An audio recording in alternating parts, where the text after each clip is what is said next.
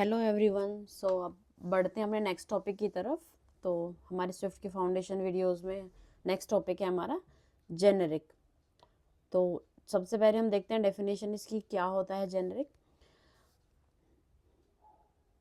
Generics right code that work for multiple types. Generics के help से हम क्या करते हैं, एक ऐसा कोड लिखते हैं जो मल्टीपल टाइप पे वर्क करता है and specify requirement for those type, और रिक्वायरमेंट्स की टाइप उन टाइप्स की रिक्वायरमेंट भी हम स्पेसिफाई करते हैं। सो जेनरिक की हेल्प से हम क्या कर सकते हैं, generics code enables you to write flexible code, reusable functions and types that can work with any type।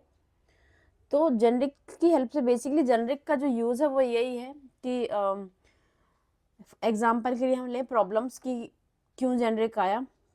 Like हमें कोई सम करना है, हमें दो नंबर्स का। अब वो नंबर इंटीजर भी हो सकते हैं, वो नंबर फ्लोट भी हो सकते हैं, वो नंबर डबल भी हो सकते हैं, स्ट्रिंग की वैल्यू में भी कोई नंबर हो सकता है हमारे पास। तो अभी हमें अगर हमें कोई फंक्शन बनाते हैं तो उसके लिए हमें अगर नंबर की हम बात करें न्यूमेरिक की, तो 3 फंक्शन हमें बनाने पड़ेंगे, एक इंटीजर के सम के लिए, एक डबल के सम के लिए, एक फ्लोट के सम के लिए। लेकिन जो जेनरिक्स होते हैं कि वो क्या करते हैं, हम फ्लेक्सिबिलिटी देते हैं, फंक्शन को रीयूजेबल बना सकते हैं हम इनकी हेल्प से, जेनरिक्स की हेल्प से, और किसी भी टाइप को वो एक्सेप्ट कर सकते हैं। कि अगर हमारे फंक्शन में हम बोलें कि ये फंक्शन ए जो और बी जो पैरामीटर्स हैं वो ऐसे टाइप के होंगे जिनमें हम इंटीजर भी डाल सकते पास कर सकते हैं, जिसमें हम फ्लोट भी पास कर सकते हैं, जिसमें हम डबल भी पास कर सकते हैं। सो you can write code that avoid duplication and express its intent in a clear manner। ये कहता है कि जो हम कोड लिखते हैं वो डुप्लीकेशन को अवॉइड करता है और हम क्लियरली मेंशन करते हैं कि हमने जो हमारी रिक्वायरमेंट्स होती हैं। So generic is most powerful feature of Swift. Swift के फीचर्स के अंदर भी ये आता है कि सबसे पावरफुल फीचर है। तो स्विफ्ट की जो लाइब्रेरी है वो भी फुल ऑफ जेनरिक कोड से लिखी हुई है। हर अलग लाइक जैसे कि हम वेरिएबल्स डिक्लेयर करते हैं, वेरिएबल नेम स्ट्रिंग, फिर सेम चीज हमने लिख दी वेरिएबल एज इंट। तो एक वेर ही तो है ये तो जैसे उसके नेम है। हम वेर को ही इंटीजर भी डिक्लेयर कर रहे हैं, वेर को ही हम स्ट्रिंग भी डिक्लेयर कर रहे हैं। तो ये भी एक जेनरिक है। वेरिएबल क्या है, एक जेनरिक टाइप है। सो जेनरिक से हम क्या कर सकते हैं कि मल्टीपल सेम फंक्शन को रीयूज कर सकते हैं मल्टीपल टाइप के लिए।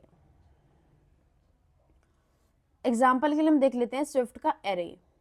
अब एरे भी जैसे हमने वेर की बात करी ऐसे एरे भी है, डिक्शनरी भी है। तो दोनों क्या है, कलेक्शन है। ये क्या है, कलेक्शन क्या होता है जिसमें एक से ज्यादा एलिमेंट होता है, जिसमें range of sequence of element होते हैं, तो वो जेनरिक कहलाता है। तो वो कलेक्शन कहलाता है। तो ये जेनरिक है ये भी।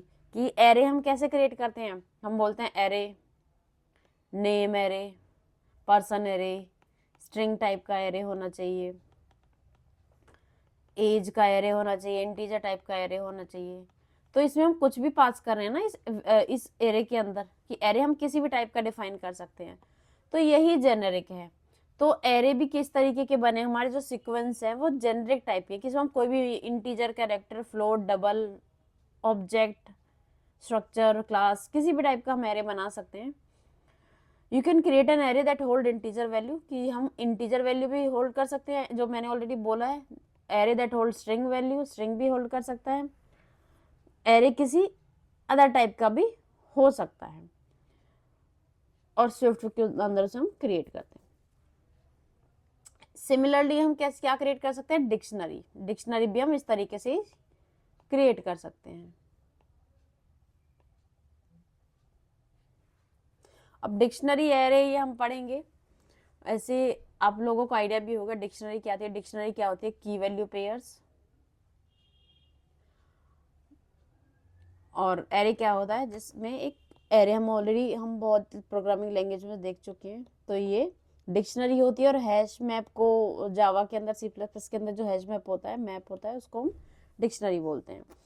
अब बात करते हैं प्रॉब्लम स्टेटमेंट की, कि ऑलरेडी हम डेफिनेशन देख लिया। बेसिकली ये कोड की रीयूजेबिलिटी के लिए आया है, और मल्टीपल टाइप्स को सेम फंक्शन के लिए रीयूजेबिलिटी के लिए हमने जेनरिक को लेके आए। फंक्शन और स्ट्रक्चर क्लास ही कुछ भी हो सकता है, ये जरूरी नहीं है कि वो फंक्शन ही होगा, क्लास भी हो सकते हैं, स्ट्रक्चर भी हो सकता है, सबको हम जेनरिक बना सकते हैं, किसी भी चीज को हम किसी टाइप को भी जेनरिक बना सकते हैं।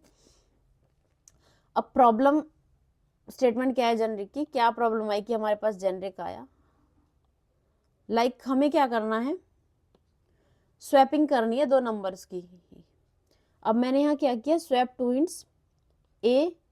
इन आउट पैरामीटर होता है कि ये रेफरेंस टाइप का, हम जब जैसे होता है ना कि नॉर्मल लैंग्वेजेस में यानी कि C++ हम जब पढ़ रहे होते हैं कॉलेजेस में, तो जो रेफरेंस टाइप वेरिएबल होते हैं, रेफरेंस टाइप को हम क्रिएट करते हैं यहाँ पे इन आउट के थ्रू। रेफरेंस टाइप लाइक ये जो पैरामीटर होते हैं फंक्शन के अंदर, ये लोकल होते हैं। रेफरेंस टाइप से बेसिकली हम ग्लोबल पैरामीटर डिक्लेयर करते हैं कि इसी पैरामीटर को ए को हम बाहर से भी चेंज कर सकते हैं। तो जब बाहर से चेंज करते हैं तो इन आउट को हम एंड के साथ पास करते हैं, जैसे कि हम C++ में किसको करते थे, रेफरेंस वेरिएबल्स को। तो ऐसे ये इन आउट पैरामीटर होता है कि लोकल फंक्शन को जब हम बाहर से चेंज करना चाह रहे हैं लोकल पैरामीटर्स को, तब हम इन आउट डिक्लेयर करते हैं। तो यहाँ पे दो इंटीजर्स को हम स्वैप कर रहे हैं, a b. Inout integer type उसका मैंने दिया है, टेम्परेरी ए ले लिया है पहले ए में। अब स्वैपिंग कैसे होती है, स्वैपिंग होती है दो वैल्यूज हैं, a equals to 10 b equal 20, तो हम थर्ड वेरिएबल ले लेते हैं, बोलते हैं थर्ड इक्वल्स टू a, तो फिर a में 10 आ जाएगा। अब a में मैंने डाल दिया b में 20 आ जाएगा। अब b में मैं वापस से टेम्प डाल सकती हूँ। तो ये स्वैपिंग होती थी पहले। ये बहुत इजी कॉन्सेप्ट है जो हम ऑलरेडी बहुत बार कर चुके हैं स्वैपिंग का।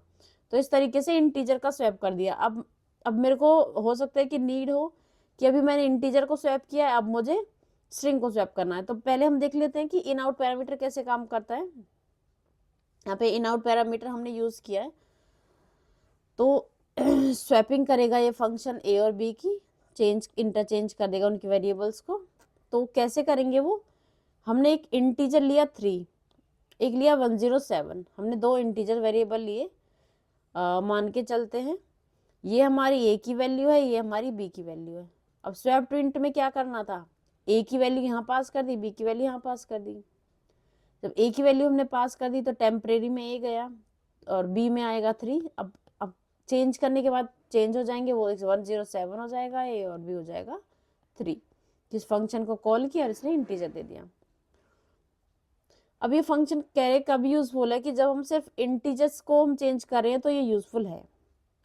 सेम एज अगर मुझे स्ट्रिंग का करना पड़े या हमें डबल का करना पड़े या हमें कैरेक्टर का करना पड़े, तो उसके केस में मुझे क्या करना पड़ेगा, मुझे फिर से स्ट्रिंग के लिए स्ट्रिंग वाली वैल्यूज क्रिएट करनी होंगी, स्वैप फंक्शन।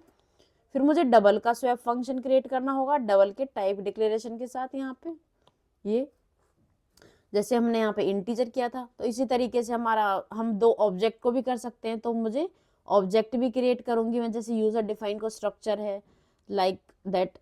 एंड कोई क्लास भी हो सकती है कि दो ऑब्जेक्ट्स को हम रिप्लेस इंटरचेंज करें। वैसे क्लास की किस में ज़्यादातर हम करते नहीं हैं, रेफरेंस टाइप है वो, इसलिए।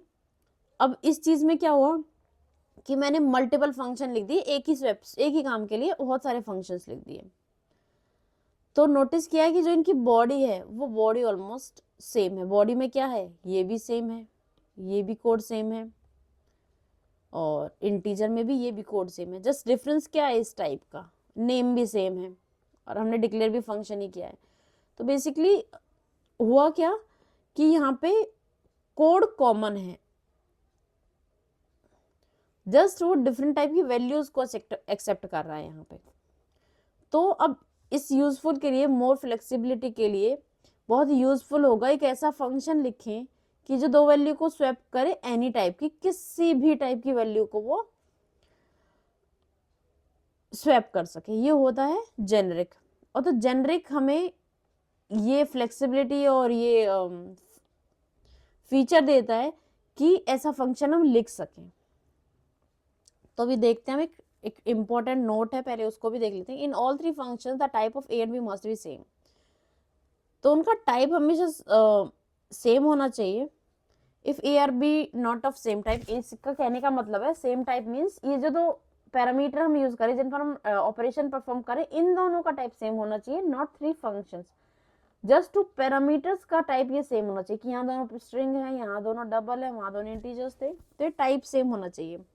अगर दोनों सेम टाइप के नहीं होंगे तो उसे स्वैप करना इम्पॉसिबल होगा, क्योंकि डिफरेंट टाइप का वो टाइप चेकिंग वाला केस आ जाता है। टाइप सेफ लैंग्वेज है स्विफ्ट।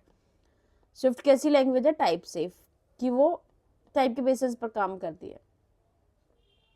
तो आप स्ट्रिंग के अंदर डबल को नहीं पास करते हैं, और या फिर स्ट्रिंग के अंदर इंटीजर को या कैरेक्टर को, फ्लोट को नहीं पास कर सकते। तो ये क्या हमें देता है? कंपाइल टाइम एरर दे देगा अगर हम स्ट्रिंग के अंदर फ्लोट को पास करेंगे तो। अब हम जेनरिक फंक्शन की बात करते हैं। अब जेनरिक फंक्शन हम लिखते कैसे हैं? तो जेनरिक फंक्शंस क्या होते हैं? वो किसी भी टाइप के साथ काम करते हैं, सिर्फ आपको जेनरिक डिक्लेयर करना होगा उस फंक्शन को। अब जेनरिक हम कैसे डिक्लेयर करते हैं? जेनरिक के केस में हमें क्या करना होता है?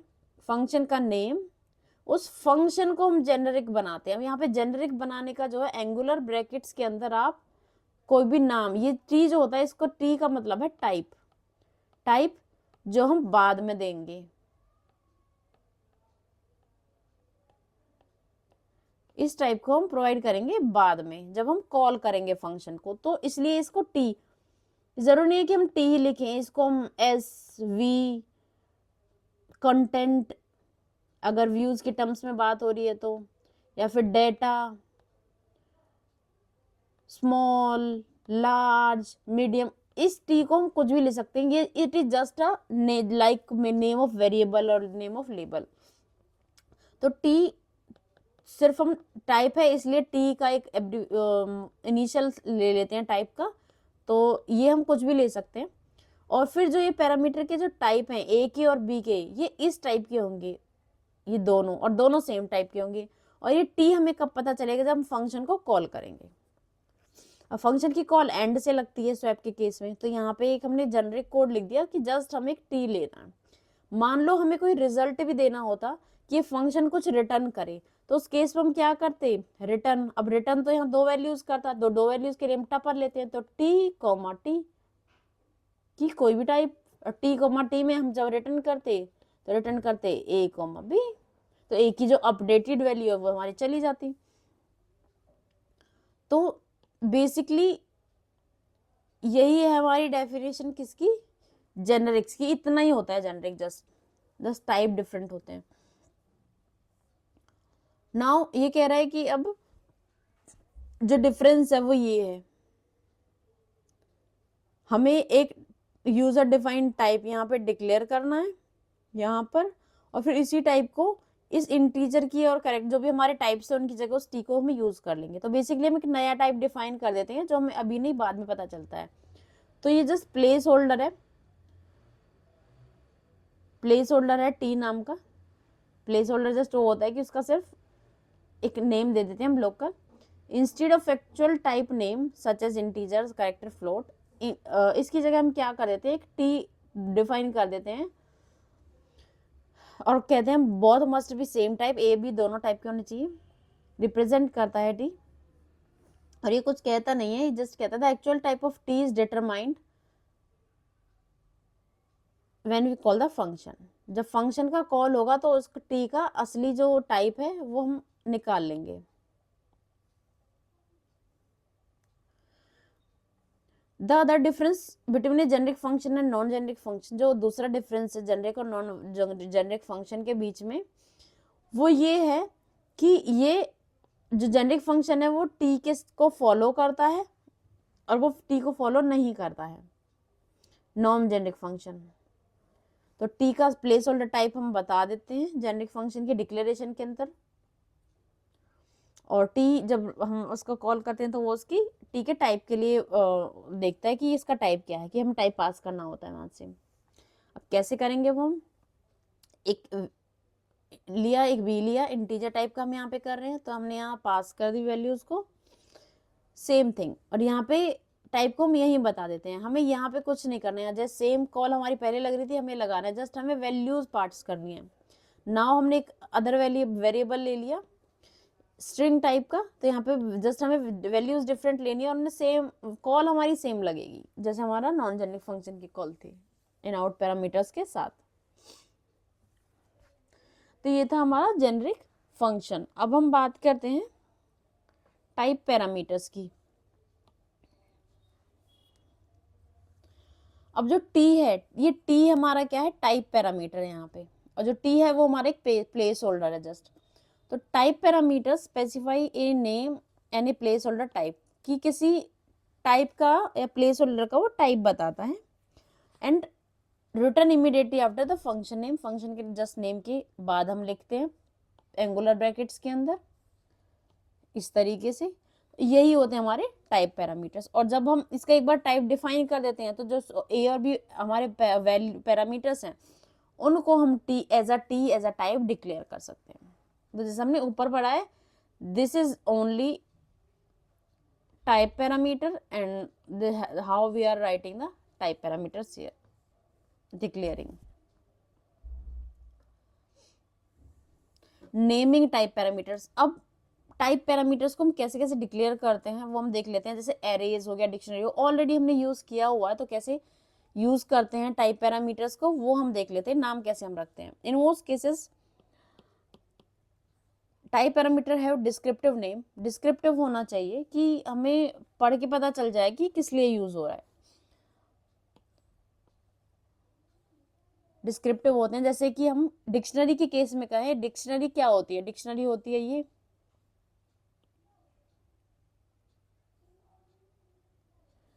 यहाँ पे होता है हमारा की, जैसे हमारा जेसन में ऑब्जेक्ट आता है यहाँ होती है हमारी वैल्यू। तो ये की और वैल्यू को अगर मैं कह दूं पर्सन 1 पर्सन 2 तो वो तो डिफरेंट होगी ना हर चीज के लिए। जब मैं कोई पर्सन डिक्शनरी बनाऊंगी तो वो पर्सन की होगी, अगर पर्सन नहीं है एज है, एज के लिए डिफरेंट होगी, या फिर कोई और भी पैरामीटर स्टूडेंट या कुछ भी हो सकता है। तो हम उस केस में स्पेसिफिक नहीं लिख सकते, हम लिखेंगे ये की है, ये वैल्यू है। तो डिक्शनरी एक जेनेरिक स्ट्रक्चर है बेसिकली डिक्शनरी। तो उसमें जो ये है ये की, ये हमारा टी है, और ये वैल्यू भी हमारी क्या है, ये टी है। मीन्स ये टाइप है, जेनेरिक टाइप है फॉर की and for value of dictionary. And ऐसे ही एरेज होता है। अब एरे में क्या होता है, हमारे एरे के अंदर ये टाइप इंटीजर भी होता है, ये कैरेक्टर भी होता है, ये फ्लोट भी होता है। तो बेसिकली एरे के अंदर क्या होते हैं, एरे के हम बोलते हैं ना एरे के एलिमेंट्स। तो ऐसे ही हम एरे में जो जेनरिक टाइप डिफाइन करते हैं वो कहते हैं एलिमेंट टाइप का होना चाहिए। तो एरे भी क्या एक स्ट्रक्चर है और जो क्या लेता है, जेनरिक टाइप का एलिमेंट लेता है, which tells reader about the relationship with type parameters. तो ये एलिमेंट क्या है, वो रिलेशनशिप बता रहा है कि इसका रिलेशन किस तरीके से पैरामीटर्स के साथ। सो ये हो गया हमारा नेमिंग हम कैसे रखना चाहिए।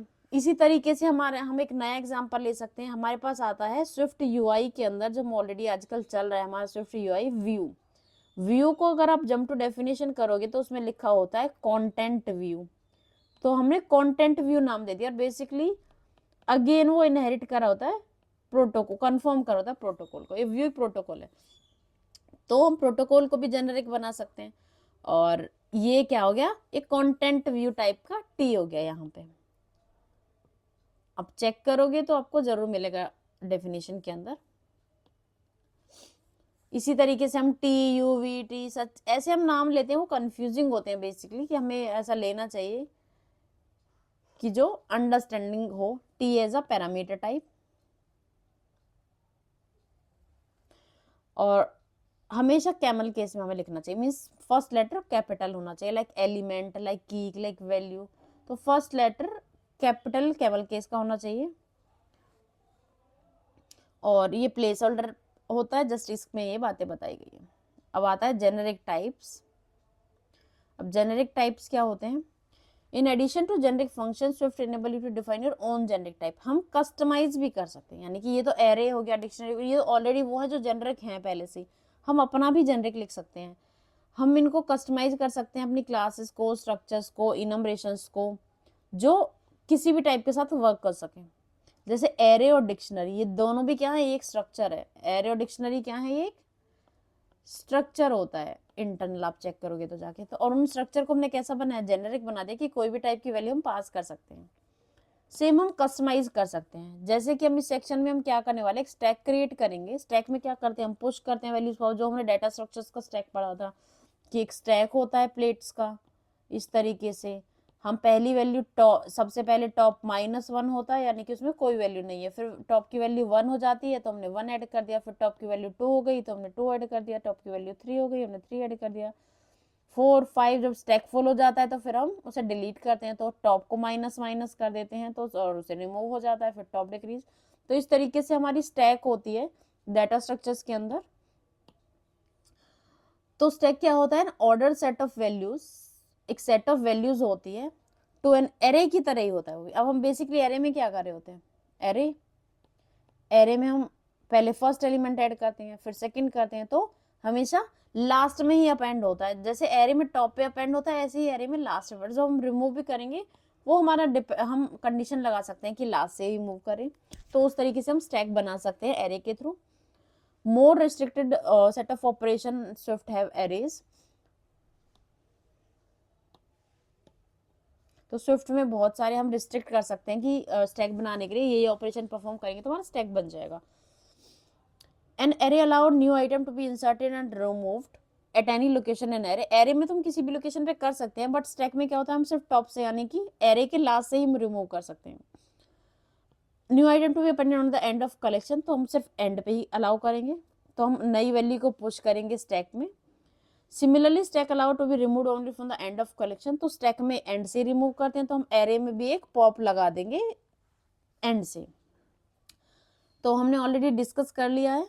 The concept of stack is used by, देखो एक बहुत इंपॉर्टेंट चीज है कि जो हमें पता होनी चाहिए, ताकि जब हम कस्टमाइजेशन करें तो हम सोच सके कि हमें क्या अप्लाई करना चाहिए।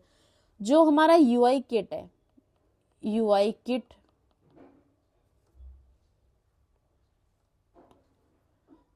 किट है। दूसरा हमारा न्यू आया है स्विफ्ट यूआई। सब में क्या होता है, एक पेरेंट स्क्रीन है, फिर पेरेंट पे क्लिक करते हैं तो बैक बटन आ जाता है नेक्स्ट स्क्रीन पे, और ये चाइल्ड व्यू हो जाता है, ये होम होता है, ये पेरेंट होता है। तो ये बेसिकली क्या होता है, ये नेविगेशन कंट्रोलर होते हैं यूआई किट के अंदर, और नेविगेशन स्टैक होता है स्विफ्ट यूआई के अंदर। ये दोनों सेम कॉन्सेप्ट यूज करते हैं, किसका, स्टैक का। मीन्स जो लास्ट वाला है वही पहले, जो नया ऐड होगा वो लास्ट में होगा, और जो रिमूव होगा वो लास्ट से होगा। तो नेविगेशन कंट्रोलर व्यू मॉडल को हम इसके नेविगेशन में ऐड कर सकते हैं, जो स्टैक को यूज कर रहा होता है हायरार्की के लिए। तो उसके अंदर हम क्या करेंगे, पुश करेंगे व्यू कंट्रोलर को, पुश करेंगे method to add a new controller, नया कंट्रोलर ऐड करने के लिए हम पुश कर देते हैं स्टैक के अंदर। तो स्टैक होता है basically pop view controller method call करते हैं हम उसको, कंट्रोलर को पॉप करने के लिए। तो basically push and pop that. अब हम देख, कई बार हम कहते हैं ना, कह रहे हमने डाटा स्ट्रक्चर, हमने तो स्टैक तो यूज कर लिया, लेकिन हम यूज तो इसे कर ही नहीं रहे, कहीं वो हम यूज कर रहे होते, बस हमें थोड़ा सा हिंट नहीं होता है कि कहाँ यूज कर रहे हैं। तो इस तरीके से स्टैक हमारा यूजफुल होता है। स्टैक क्या काम करता है, लास्ट इन फर्स्ट आउट पे। अब ये एग्जाम्पल है पुश का, कि हमारे एरे में ऑलरेडी ये एलिमेंट्स थे, हमने एक नया पुश किया तो यहाँ पे पुश हो गया। जब हम इसे रिमूव करें तो रिमूव करेंगे तो वापस से यहाँ से रिमूव होगा। तो बेसिकली ये यही बताया है कि यहाँ पे 3 वैल्यूज हैं स्टैक के अंदर। फोर्थ पुश होगी top of the stack, remove करेंगे उसे टॉप से करेंगे, पॉप करेंगे। तो इस तरीके से हम एक स्टैक डिक्लेयर करते हैं। हम स्टैक क्या होगा, एक स्ट्रक्चर होगा। हमने इंटीजर स्टैक लिया तो इंटीजर वैल्यूज हुई। पुश के लिए हमने एक एरे में आइटम्स में पुश कर दिया, नया एलिमेंट स्ट्रक्चर है इसलिए हम म्यूटेटिंग क्रिएट करेंगे, क्योंकि हम क्या करें, स्ट्रक्चर के पैरामीटर को चेंज करें। तो स्ट्रक्चर का पैरामीटर हम चेंज करते हैं तो म्यूटेटिंग फंक्शन के थ्रू करते हैं, डायरेक्टली हम चेंज नहीं कर सकते। सेम पॉप के लिए हम कहाँ से रिमूव करेंगे लास्ट वाले को। तो उस तरीके से हम स्टैक बना सकते हैं। रिमूव लास्ट हमारा मेथड है। हम स्टैक अरेज करेंगे तब हमें इन मेथड्स के बारे में पता चलेगा कि कौन कौन से मेथड्स हैं, कैसे काम करते हैं। बेसिकली अभी हम जान लेते हैं कि अभी एक एरे है, वो एम्प्टी है, इसमें नया एलिमेंट ऐड करना है, तो हम इस फंक्शन को कॉल करेंगे, उस फंक्शन के अंदर वो 10 डाल देंगे और 10 यहाँ पे आ जाएगा, तो आइटम में आएगा 10। ऐसे हम रिमूव करेंगे तो इस फंक्शन को कॉल करेंगे, तो जब वो फंक्शन मान लो फिल है तो रिमूव लास्ट से इसको रिमूव कर देगा, ये दोनों रह जाएंगे। तो ये बेसिकली रिमूव लास्ट फंक्शन होता है जो लास्ट पैरामीटर को रिमूव करता है। ये एरे का स्विफ्ट के अंदर फंक्शन है। The structure use array property called items to store values in stack. तो हम आइटम्स में स्टोर कर रहे हैं। फिर स्टैक ने प्रोवाइड किया 2 method push and pop. Push and pop क्या करते हैं, वैल्यू को एंड और डिलीट करने के लिए और ऐड करने के लिए। म्यूटेटिंग से क्या होता है हमारा, हम मॉडिफाई कर सकते हैं स्ट्रक्चर के अंदर, म्यूटेट स्टेट क्रिएट करते हैं। अब हमारे पास क्या, हमें क्या है, स्ट्रक्चर को क्या बनाना है, जेनरिक। अब जेनरिक बनाने के लिए क्या होता है, स्टैक के अंदर अब हम जेनरिक बनाएंगे, मीन्स इंटीजर, कैरेक्टर, फ्लोट कुछ भी पास कर सकते हैं। तो उसके लिए हमें एलिमेंट ही तो बनाना, मीन्स हम ये कैसे डिसाइड करते हैं कि एलिमेंट होगा, बिकॉज हम एरे के एलिमेंट के ऊपर अप्लाई कर रहे हैं। तो हम यहाँ इंटीजर टाइप में एरे आ जाएगा, पुश में यहाँ एलिमेंट आ जाएगा, यहाँ एलिमेंट आ जाएगा, जस्ट ये चेंज है हमारा जेनरिक। हम एरे, अब हमने एरे को जेनरिक बना दिया है। और अभी यहाँ से एक स्ट्रिंग वाला बनाया। तो जब भी हम जेनरिक बनाते हैं तो स्टैक के अंदर हमें ये टाइप बताना होगा, टाइप हमने बता दिया, यहाँ से स्ट्रिंग वैल्यूज हमने पास कर दी, तो ये स्ट्रिंग स्टैक बन गया। अब हमने पॉप कर दिया तो ये यहाँ से पॉप हो गया। इसी तरीके से हम क्या कर सकते हैं, हम अलग अलग तरीके के अलग अलग स्टैक्स क्रिएट करते हैं। जस्ट इंस्टेड ऑफ स्ट्रिंग हम यहाँ क्या पास करेंगे, इंटीजर, और यहाँ भी हम integer value, double value, float value, और कोई ऑब्जेक्ट है ऑब्जेक्ट का वो वैल्यू। तो ये हो गया हमारा स्टैक एक्सटेंडिंग है जेनरिक टाइप। अब किसी जेनरिक टाइप को हम एक्सटेंशन भी क्रिएट कर सकते हैं, जैसे होता है ना एक्सटेंशन, हमने पढ़ी थी लास्ट वीडियो में। तो एक्सटेंशन हम स्टैक को भी कर सकते हैं, जेनरिक टाइप को भी कर सकते हैं, एरे को भी हम एक्सटेंड कर सकते हैं, स्ट्रिंग को कर सकते हैं। या आप देखोगे जब आप करोगे भी, ये बहुत ज़्यादा यूज भी होता है एक्सटेंशन के केस में, जेनरिक्स। तो यहाँ पे हमने बोला टॉप आइटम हम निकाले, तो टॉप आइटम कौन सा होता है कि अगर एरे हमारा एम्प्टी नहीं है, एरे में एलिमेंट्स हैं, तो जो सबसे लास्ट का होता है वही टॉप होता है। तो आइटम्स डॉट काउंट 0 1 2, काउंट कितना है इसका 3, तो इंडेक्स क्या है 2, 3 -1, तो आइटम्स डॉट काउंट -1, ये हो गया हमारा टॉप एलिमेंट। अगर एरे एम्प्टी नहीं है तो, और एम्प्टी के केस में हम इस तरीके से चेक करते हैं, if item is not empty, is empty है तो नील रिटर्न करेगा कि कुछ है ही नहीं टॉप। अगर आइटम्स में कोई वैल्यू है तो इसको रिटर्न करेगा। एलिमेंट टाइप का ही होगा, ये टाइप ही बताएंगे हम उसका किस टाइप का है। तो इस तरीके से हम यूज करेंगे। फिर टॉप एलिमेंट है, टॉप एलिमेंट तो उसमें टॉप एलिमेंट को प्रिंट कर दें। अब उसके बाद आता है कंस्ट्रेंट्स। अब कंस्ट्रेंट्स में क्या होता है कि ये हमारा किसी भी टाइप का हो सकता है, ये कोई प्रोटोकॉल हो सकता है, ये कोई क्लास हो सकती है, कुछ भी हमारे पास ये पॉसिबिलिटी है कि ये दो हो सकते हैं, कि ये हो सकता है ये एक प्रोटोकॉल है, ये हमारे पास एक उसका टाइप है।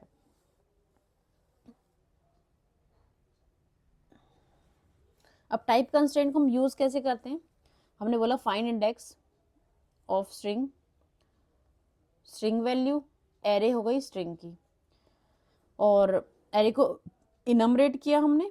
एरे एक इनमरेट मेथड है, मीन्स एरे को हम ट्रैवर्स करते हैं, अगर वैल्यू मिल गई तो इंडेक्स को रिटर्न कर देते हैं। और यहाँ से हमने स्ट्रिंग को फाइंड कर लिया एरे के अंदर और उसे प्रिंट करा दिए इंडेक्स कि कौन सा इंडेक्स है।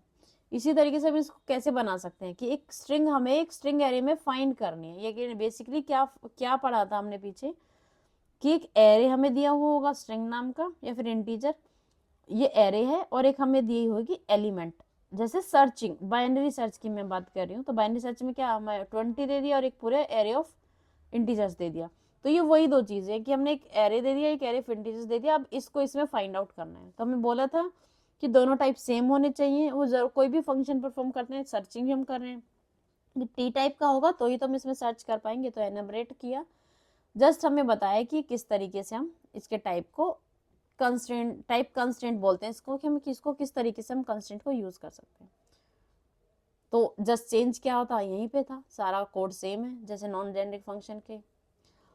ऐसे ही हमारे पास प्रोटोकॉल्स हम यूज कर सकते हैं। प्रोटोकॉल हम स्पेसिफाई करते हैं कि इक्विटेबल ही होना चाहिए। इक्विटेबल के कुछ मेथड्स होते हैं कि इक्वल इक्वल्स टू को ये कन्फर्म कर सकता है। तो इस प्रोटोकॉल को भी हम जेनरिक टाइप की हम यूज कर सकते हैं। बेसिकली हमें यही बताया गया है यहाँ पे कि इस तरीके से हम प्रोटोकॉल को भी यूज कर सकते हैं। और जब प्रोटोकॉल को कंफर्म कर रहे हैं तो उसका जो इम्पोर्टेंट मेथड है कि जो मैंडेटरी है कि इसको कंफर्म करना ही करना है, ऑप्शनल नहीं है जो, वो हम यहाँ पे इक्वल टू का यूज करें। कि इक्वालिटी के लिए हम बेसिकली दो ऑब्जेक्ट की इक्वालिटी के लिए हम क्या करते हैं, इक्विटेबल का यूज करते हैं। तो यहाँ पे इक्वालिटेबल प्रोटोकॉल का यूज कर रहे हैं हम। तो यहाँ पे यही बताया कि return as a T equatable which means any type of T that conform to equatable protocol. कोई भी ऐसा टाइप जो इक्विटेबल को कन्फर्म कर रहा हो हम यूज कर लेंगे। तो टी इक्वल टेबल को कन्फर्म करते हैं, इंटीजर, कैरेक्टर, फ्लोट, ये सारे इक्वल टेबल को कन्फर्म करते हैं। तो यहाँ से हमने वैल्यूज पास किए 9.3, 0.5। इसमें बोला double is an optional int which has no value because 9 is not in the array, array में है ही नहीं। इसने बोला एंड्रिया, एंड्रिया है तो एंड्रिया का इंडेक्स दे दिया इसने। तो इस तरीके से हम कंस्ट्रेंट्स को अप्लाई कर सकते हैं। अब आता है एसोसिएटेड टाइप। एसोसिएटेड टाइप हम जेनरिक के केस में यूज कर सकते हैं। मीन्स हम कोई भी एसोसिएटेड टाइप हम डिक्लेयर करते हैं।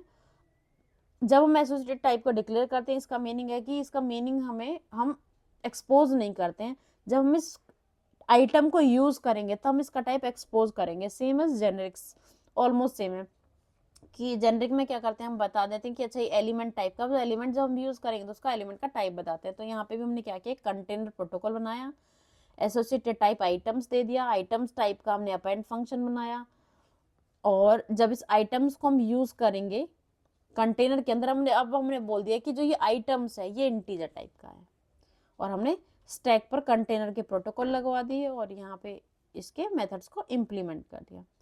तो ये था हमारा जेनरिक, और फिर से हमने सेम कोड को एक स्ट्रक्चर वे में करके दिखा दिया है।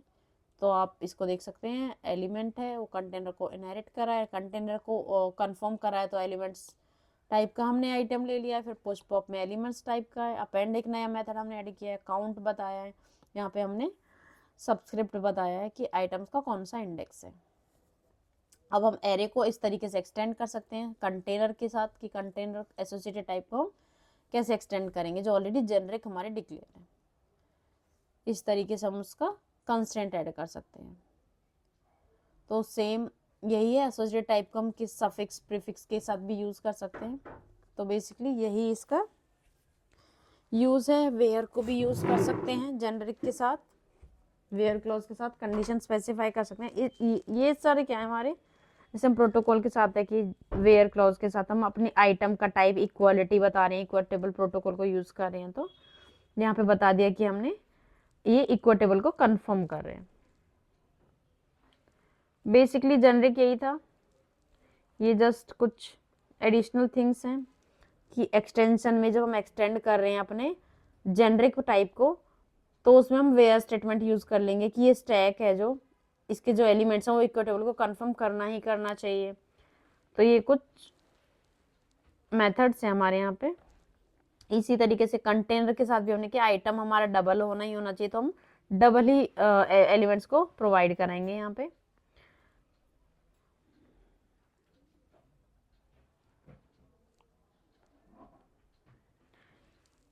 Contextual where clause, contextual means item should be equal to int. Like हमने डबल के लिए चेक करे थे कि जो फंक्शन है वो रिटर्न तो करेगा डबल, लेकिन जो आइटम्स है वो इंटीजर ही होने चाहिए। तो उस केस में टाइप कन्वर्जन करना होगा यहाँ पे। इसी तरीके से कंटेनर को एक्सटेंड कर रहे हैं जहाँ पे हम इंटीजर टाइप के ही एलिमेंट्स को क्या करेंगे, कन्वर्ट करेंगे, और जो आइटम है वो हमारा इक्वटेबल कंफर्म करेगा ही करेगा। तो इस तरीके से ये वेयर क्लाउज डिफरेंट डिफरेंट तरीके से हम यूज करें। यहाँ पे जस्ट बेसिक कि हम वेयर क्लाउज भी यूज कर सकते हैं, हम ये बता रहे हैं, और उसके लिए टाइप हो जो है हमारा वही होना चाहिए जो हम प्रोवाइड करा रहे हैं, और वही चीज हम अपने कोड में भी लिखेंगे। तो प्रोटोकॉल्स को भी हम क्या कर सकते हैं, कन्फर्म, और किसी कंडीशन के बेस पे कि ये आइटम है जो उसको तभी कंफर्म करेगा अगर वो कंपेरेबल होगा तो इस तरीके से ये हमारे जेनरिक्स हैं। बेसिकली जेनरिक्स का यूज वही है, हम सीक्वेंस हमने टाइप बता दिया कि इंडिसेस है, जो जैसे कंटेंट व्यू में बताया कि कंटेंट व्यू हमारा व्यू टाइप का होता है, ऐसे ही इंडिसेस हमारे सीक्वेंस टाइप के होंगे। तो हम ये टाइप बता रहे हैं कि डिफरेंट तरीके से हम कैसे टाइप को यूज कर सकते हैं। Thank you so much.